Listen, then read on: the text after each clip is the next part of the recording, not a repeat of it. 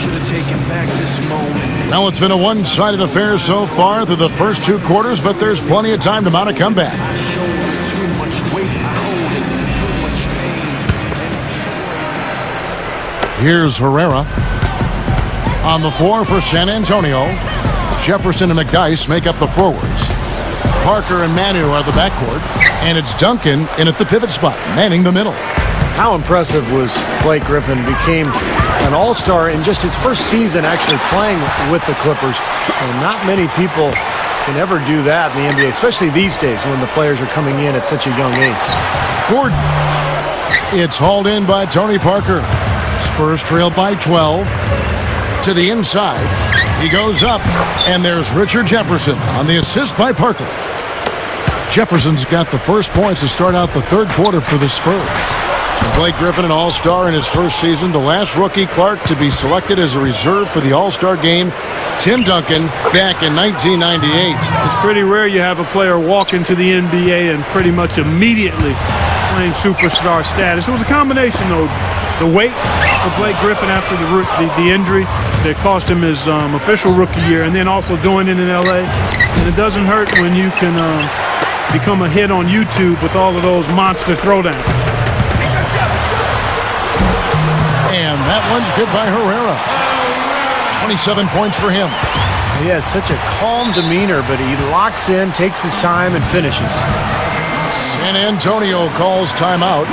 Well, you talk about San Antonio Spurs franchise, guys. I mean, perhaps no better run organization in basketball, maybe even in all the sports. The culture of accountability, the work ethic, the winning from the front office down, ownership at the top starts it all. I mean, it's a group to be emulated in every way.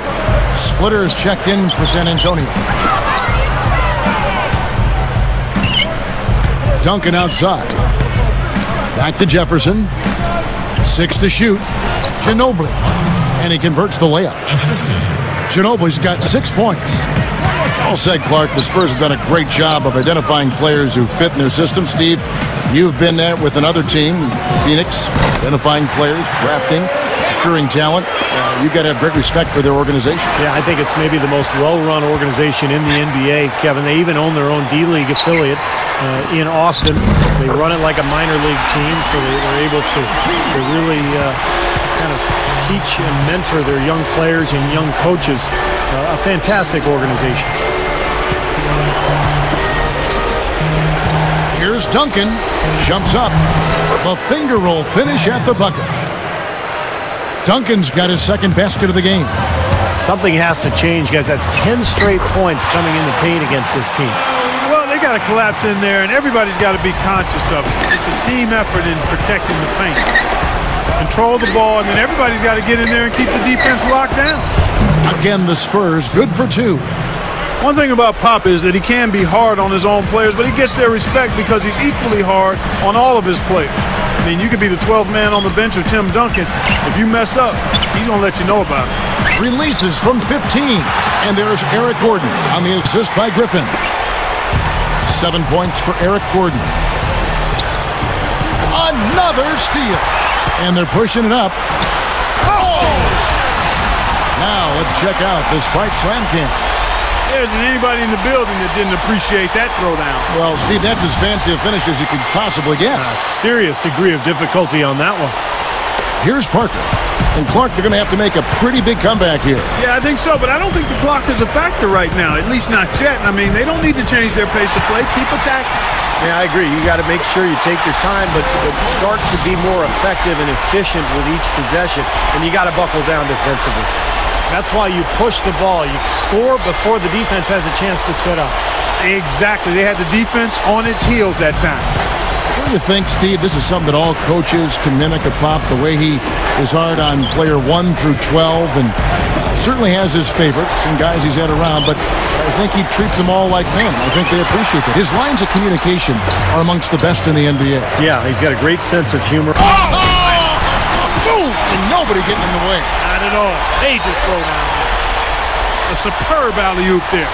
Prime time play. Well, they had that one standing by, just waiting to pull it out. Well, there's definitely a sense of understanding between those two teammates, that's for sure.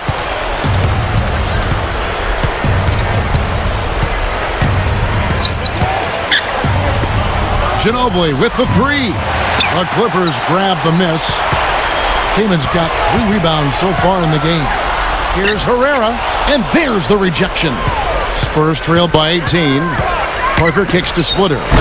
Takes it up for the stuff. That's one nice jam right there. I mean, make no mistakes. Just throw it down with both hands. Good point. Took care of business simply and solidly. 36 seconds left in the third. Herrera. Shot goes down. Very quick possession right there. Beautifully executed play there to get that basket. The shot by Ginobili hits the jumper in space. Ginobili's got 8.